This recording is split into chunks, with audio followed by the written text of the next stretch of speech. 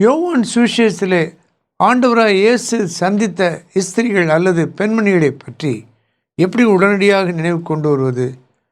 4-8 2 எண்கள். 4-8 4-8 கூட்டினா 12, 8 12 கூட்டினா 20. திருப்பி நீங்கள் யோசிக்கிறீங்களா? 4-8 12 20.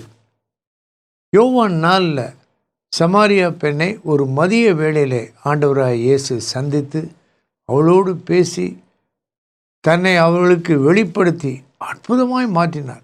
வல்லமையான சாட்சியாய் சமாரியாரை ஊரே கூட்டி கொண்டு வந்து விட்டாள். அவர்கள் என்ன சாட்சி கொடுத்தார்கள்? இவர் மெய்யான உலக இரட்சகர். 8ஆம் அதிகாரத்தில் ஆரம்பத்திலே கற்களோடு வர்றாங்க. ஒரு கையும் மெய்யுமாய் பிடிக்கப்பட்ட, பாவத்தில் பிடிக்கப்பட்ட ஒரு பெண்ணை இயேசுவிடம் கொண்டு வந்து அவர் என்ன சொல்ல போகிறார் என்று நிறுத்தினார்கள். அப்பொழுது ஆண்டவராய் இயேசு தரையில் எழுதுகிறார். அந்த சம்பவம் யோவான் 8 வருது. நான் உன்னை ஆக்கினைக்குள்ளாக தீர்க்கிறதில்லை என்று இயேசு சொல்லுகிறார்.